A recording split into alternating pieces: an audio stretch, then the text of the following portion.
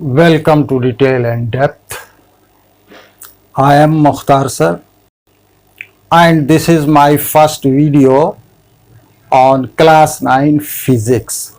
आज हम इस वीडियो में किसी चैप्टर पर डिस्कस नहीं करेंगे।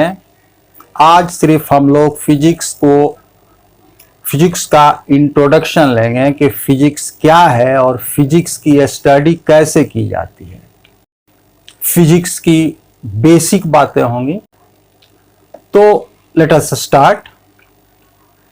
हम लोग बात यहां से शुरू करेंगे कि साइंस क्या है। What is science? तो साइंस का मीनिंग होता है नॉलेज। किस चीज का नॉलेज? तो knowledge of what is happening around us. हम लोगों के आसपास चारों ओर जो कुछ भी हो रहा है उसी के नॉलेज को साइंस कहते हैं। तो ये जो हमारे चारों ओर जो नेचर है ना, इसमें बहुत कुछ हो रहा है। Moon moves around the earth, earth moves around the sun. कोई बॉडी को छोड़ देते हैं तो वो नीचे गिरती है। तो ये जो फेनोमेना हो रहे हैं ना, इन्हीं की जानकारी को, इनके नॉलेज को साइंस कहते हैं। अब साइंस के 3 ब्रांच हैं। एक है फिजिक्स, एक है केमिस्ट्री, एक है बायोलॉजी। फिजिक्स इसका मोस्ट बेसिक ब्रांच है साइंस का, क्योंकि फिजिक्स एक ग्रीक वर्ड फूसिस से आया है, जिसका मीनिंग होता है नेचर। तो एक्चुअली फिजिक्स में हम लोग पढ़ते क्या हैं? तो फिजिक्स में हम लोग पढ़ते हैं लॉज ऑफ नेचर। हमारे नेचर में जो फेनोमेना होते हैं ना, उनके पीछे कुछ लॉज, कुछ रूल्स काम करते हैं। जैसे हम एक ऑब्जेक्ट को छोड़ेंगे तो वो नीचे ही जाएगा, न वो लेफ्ट जाएगा, न राइट जाएगा, न ऊपर जाएगा, क्योंकि वह एक लॉ ऑफ ग्रेविटेशन को फॉलो करता है। और लॉ ऑफ ग्रेविटेशन के कारण अर्थ उसको अट्रैक्ट करती है, अपनी ओर खींचती है, इसलिए वो नीचे ही आएगा। इसी तरह से हर फेनोमेना कुछ बेसिक लॉज को फॉलो करते हैं। इन्हीं लॉज को रिवील करना, उन्हें स्पष्ट करना, उन्हें क्लियर करना, इसी को हम लोग फिजिक्स कहते हैं। तो फिजिक्स क्या है? Study of laws of nature है। अब जब हम फिजिक्स की स्टडी करते हैं ना, तो उसमें ये लॉज आएंगे। इन लॉज की स्टडी करते हैं जो नेचुरल फेनोमेना को गवर्न करती हैं। तो इन लॉज को एक्सप्रेस करने के लिए हमें कुछ सर्टेन क्वांटिटीज की जरूरत होती है, जिनके टर्म्स में हम इन लॉज को एक्सप्रेस करते हैं। उसे हम कहते हैं फिजिकल क्वांटिटीज। जैसे लेंथ, मास, टाइम, एरिया, वॉल्यूम, ये सब क्या है? यही तो फिजिकल क्वांटिटीज हैं। अब फिजिकल क्वांटिटीज जो है वो मेजरेबल होती हैं। मतलब ये हुआ कि फिजिकल क्वांटिटीज कभी छोटी हो सकती हैं, कभी बड़ी हो सकती हैं, तो उनका साइज जानना होगा।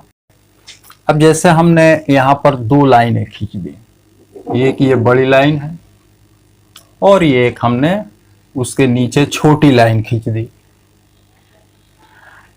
अब इसका लेंथ अधिक है, इसका लेंथ कम है, लेकिन खाली ये कहने से कि ये कम है, ये अधिक है, ये लार्जर है, ये स्मॉलर है, इससे तो काम नहीं होगा। हमको तो एग्जैक्टली जानना पड़ेगा ना कि कौन बड़ा है, जो बड़ा है वो कितना बड़ा है, जो छोटा है वो कितना छोटा है। तो इसके लिए क्या करना पड़ेगा, हमको कोई एग्जैक्ट मेजरमेंट का कोई एग्जैक्ट तरीका ढूंढना होगा। तो हम ऐसे करते हैं कि जिस क्वांटिटी को मेजर करना होता है उसका एक फिक्स्ड वैल्यू, एक सर्टेन वैल्यू को फिक्स कर लेते हैं और उसको स्टैंडर्ड मान लेते हैं। जैसे यही लेंथ मेजर करना होगा तो हम क्या करेंगे कि हम एक कोई लेंथ लेंगे और उसको स्टैंडर्ड बना लेंगे, उसका कुछ नाम रख देंगे। जैसे मान लेते हैं हमने इसका नाम रख दिया cm, सेंटीमीटर, सिंबल में हमने लिखा है इसको cm। तो ये लेंथ एक फिक्स लेंथ हो गया, इसको हमने स्टैंडर्ड मान लिया। अब कोई भी मेजरमेंट करना होगा लेंथ का तो इसी से हम कंपेयर करेंगे कि जो लेंथ को हम मेजर कर रहे हैं वो इसका कितना टाइम्स है। मान लो कि ये बड़ा वाला लेंथ इसका 10 टाइम्स है, तो इसको कह रहे हैं हम सेंटीमीटर, तो उसको कहेंगे कि ये है 10 सेंटीमीटर। उसी तरह ये छोटा लाइन अगर इसका इस स्टैंडर्ड का 5 टाइम्स हो तो हम कहेंगे कि ये 5 सेंटीमीटर है। तो इस तरह से मेजरमेंट के लिए हम लोगों को क्या करना पड़ेगा, जिस क्वांटिटी को मेजर करना है उसी क्वांटिटी का एक स्टैंडर्ड की जरूरत होगी जिससे हम कंपैरिजन करके मेजरमेंट करेंगे। इसी स्टैंडर्ड को कहा जाता है unit. For measurement of any physical quantity we need a standard of that physical quantity for comparison. This standard is called unit। अब जो फिजिकल क्वांटिटीज हैं इनका नंबर बहुत लार्ज है। हम लोगों के पास बहुत सारी फिजिकल क्वांटिटीज हैं और हर क्वांटिटी को मेजर करना है तो हर क्वांटिटी के लिए एक यूनिट चाहिए। तो क्या हम ऐसा करें कि जितने फिजिकल क्वांटिटीज हैं सबके मेजरमेंट के लिए अलग अलग यूनिट डिफाइन करें? तो इस तरह से तो बहुत सारा यूनिट डिफाइन करना पड़ेगा। तो हम ऐसा नहीं करते। हम क्या करते हैं कि हम पूरे फिजिकल क्वांटिटीज में से कुछ क्वांटिटी को सेलेक्ट कर लेते हैं और इनको कहते हैं कि ये हमारे फंडामेंटल क्वांटिटीज हैं और उनके यूनिट्स को कहते हैं फंडामेंटल यूनिट्स, और रेस्ट को इसी के टर्म में एक्सप्रेस कर देते। बाकी जितने क्वांटिटीज हैं उनके यूनिट्स को इन्हीं फंडामेंटल क्वांटिटीज के यूनिट में एक्सप्रेस कर देते हैं और उनको कहते हैं डिराइव्ड यूनिट्स। क्योंकि जो क्वांटिटीज हैं वो इंटर रिलेटेड होती हैं। जैसे स्पीड, तो स्पीड आपका क्या होगा, स्पीड बराबर होता है पाथ लेंथ बटा time, path length divided by time. Length का यूनिट मीटर, टाइम का यूनिट सेकेंड, ये फंडामेंटल यूनिट है। और स्पीड का यूनिट मीटर पर सेकेंड डिराइव्ड यूनिट है। तो ये हो गया कि यूनिट को कैसे हम सेलेक्ट करते हैं, कैसे यूनिट बनाते हैं। अब जब भी हम कोई मेजरमेंट करते हैं ना, तो उसके दो पार्ट होते हैं। पहला पार्ट एक नंबर होता है जो बताता है कि मेजर की जाने वाली क्वांटिटी उसी क्वांटिटी के एक स्टैंडर्ड वैल्यू या यूनिट का कितना गुना है, हाउ मेनी टाइम्स है। और दूसरा पार्ट मेजरमेंट का वो उस यूनिट का नाम होता है। जैसे मान लो आपको कमरे में एक बल्ब लगाना है और उसके लिए आपको कुछ इलेक्ट्रिक वायर की जरूरत है, तो आप जाकर के दुकान में से ही बोलेंगे ना कि हमें 10 मीटर वायर दीजिए। तो ये जो आप 10 मीटर जो बोल रहे हैं वो क्या है, मेजरमेंट है उस वायर का जिसकी आपको नीड है। तो ये जो आप बोल रहे हैं 10 मीटर, तो इसके दो पार्ट हुए, एक हुआ 10 जो कि एक नंबर है और एक है मीटर।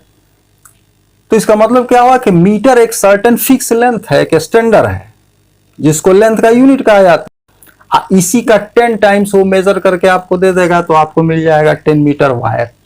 तो मेजरमेंट के दो पार्ट होंगे, एक नंबर जो ये बताएगा कि यूनिट का कितना गुना है ये क्वांटिटी, और दूसरा जिस यूनिट का उतना गुना है उस यूनिट का नाम होगा वो। तो इस तरह से हम लोग मेजरमेंट करते हैं। अब जो मेजरमेंट करने के लिए जो हम यूनिट का सिस्टम बनाते हैं कि कौन क्वांटिटी का यूनिट क्या रहेगा और किसको हम फंडामेंटल क्वांटिटीज मान लेंगे और बाकी को उसी के यूनिट में एक्सप्रेस कर देंगे। तो टाइम टू टाइम अलग अलग कंट्री में साइंटिस्ट लोग अलग अलग सिस्टम यूज करते रहे, कोई MKS, CGS, FPS इस तरह के सिस्टम लोग यूज करते रहे। लेकिन बाद में ये फील किया गया पूरे वर्ल्ड में एक ही सिस्टम होना चाहिए जिसमें सारे लोग काम करें। तो इसके लिए एक इंटरनेशनल ऑर्गेनाइजेशन बनाया गया, international bureau of weights and measurements, और उसको अथॉरिटी दी गई कि वही डिसाइड करेगा यूनिट को। तो 1971 में उसने डिसाइड किया कि पूरे वर्ल्ड में जो सिस्टम चलेगा उसका नाम होगा SI सिस्टम। इस सिस्टम में 7 फंडामेंटल यूनिट्स लिए गए हैं जो ये हैं आपके सामने। लेंथ उसका यूनिट है मीटर और उसका सिंबल है M। मास यूनिट है किलोग्राम, सिंबल है kg। टाइम यूनिट है सेकंड, सिंबल है S। टेम्परेचर यूनिट है केल्विन, सिंबल है K। इलेक्ट्रिक करंट यूनिट है एम्पियर, सिंबल है A। ल्यूमिनस इंटेंसिटी ये लाइट से रिलेटेड है, ल्यूमिनस इंटेंसिटी यूनिट है कैंडेला और सिंबल है CD। अमाउंट ऑफ सब्सटेंस ये केमिस्ट्री में यूज होता है, यूनिट है मोल और सिंबल है MOL, मोल। तो इस तरह से ये SI सिस्टम है यूनिट्स का। लेकिन प्रैक्टिकली कभी कभी हम लोगों को जैसे मीटर एक लेंथ है। अब जैसे यहां से जैसे दिल्ली से बॉम्बे की दूरी की बात की जाए तो मीटर में कहा जाएगा तो बहुत ज्यादा होगा, बहुत लार्ज नंबर होगा वो। इसलिए हम लोग कोशिश करते हैं कि हम एक बड़ा स्टैंडर्ड लें, बड़ा यूनिट लें और उससे मेजर करेंगे तो लिखने में हम कुछ इजी रहेगा। तो इस तरह से यूनिट को कभी कभी अब छोटा भी करना पड़ता है, जिससे एटम मॉलिक्यूल के लेवल पर जब हम लेंथ को मेजर करेंगे तो उसको मीटर में कहेंगे तो 10 to the power -10 -11 मीटर लिखना पड़ेगा। तो हम उसको छोटा या बड़ा करने के लिए यूनिट को कुछ प्रीफिक्स यूज करते हैं SI सिस्टम में। जैसे मिली का मतलब हुआ 10⁻³ तो अगर आप कहते हैं मिलीमीटर तो इसका मतलब हो गया 10⁻³ मीटर। उसी तरह से किलो सिंबल के होता है, और अगर आप कहें किलोग्राम किलोमीटर तो मतलब हुआ 10⁻³ मीटर। ये कुछ सफिक्स है जो एसआई सिस्टम में यूनिट को छोटा या बड़ा करने के लिए यूज किए जाते हैं। अब एसआई सिस्टम में यूनिट को लिखने के लिए कुछ बातों पर ध्यान रखिए। कभी भी कोई यूनिट कैपिटल से नहीं लिखा जाता है। जैसे आप लिख रहे हैं न्यूटन, एक आगे पढ़ेंगे आप लोग, न्यूटन फोर्स का यूनिट है, न्यूटन साइंटिस्ट के नाम पर रखा हुआ है, तो वो जब यूनिट लिखेंगे तो छोटा एन से लिखेंगे, न्यूटन, छोटा एन से पूरा यूनिट लिखेंगे तो। लेकिन सिंबल जब साइंटिस्ट के नाम पर होगा, वो भी वो सिंबल जो साइंटिस्ट के नाम पर हो, तो उसको कैपिटल से लिखेंगे। न्यूटन के लिए कैपिटल है। दूसरी इंपॉर्टेंट बात क्या है यूनिट के लिए, एसआई यूनिट के लिए, कि कभी भी इसमें पोलुरल यूज नहीं किया जाता है। कभी भी इसमें पोलुरल यूज नहीं किया जाता है। जैसे 10 किलोग्राम्स नहीं लिखेंगे, 10 किलोग्राम लिखेंगे, या 10 केजीज नहीं लिखेंगे, 10 केजी लिखेंगे। 5 मीटर्स नहीं लिखेंगे।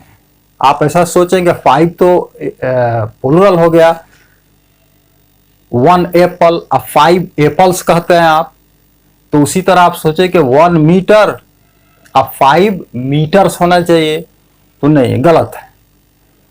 एसआई सिस्टम में ये ट्रेडिशन है कि आप 1 मीटर है तो भी 1 मीटर लिखिए, और 5 मीटर है तो भी 5 मीटर्स नहीं, 5 मीटर ही लिखिए।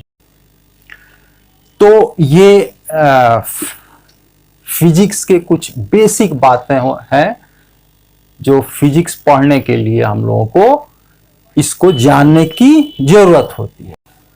अब नेक्स्ट वीडियो में हम लोग बजाते स्टार्ट करेंगे चैप्टर, पहला चैप्टर जो है क्लास 9th का मोशन।